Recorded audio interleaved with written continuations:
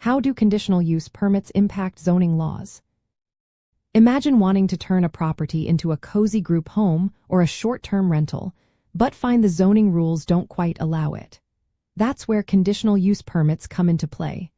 They are a tool within zoning laws that let property owners ask for exceptions, but with some rules. These permits give a way to use land differently without changing the entire zoning map. For example, if a neighborhood mostly has single-family homes, a property owner might want to run a bed and breakfast or a small daycare.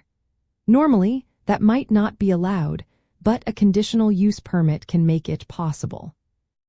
Getting a permit involves a review process. The local planning commission or zoning board holds a public hearing.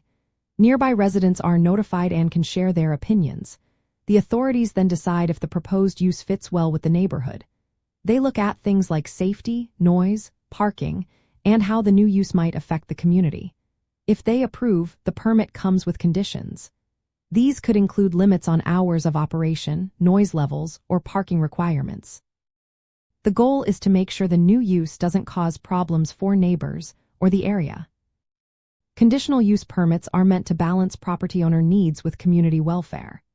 They allow flexibility within existing zoning rules, helping property owners develop or adapt their land in ways that benefit everyone.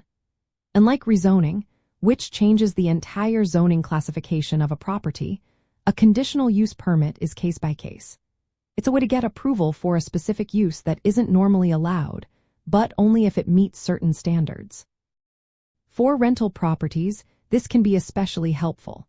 Say a landlord wants to operate a short-term rental in a zone that normally only allows long-term rentals. Or they want to run a group home or add commercial activities to a residential property. A conditional use permit can make that happen, as long as the use complies with the conditions set by the local authorities. It's a process that involves some paperwork, a public hearing, and approval, but it opens doors for property owners to expand their options legally. In the end, conditional use permits impact zoning laws by providing a structured way to make exceptions. They help keep neighborhoods balanced by allowing special uses that meet community standards.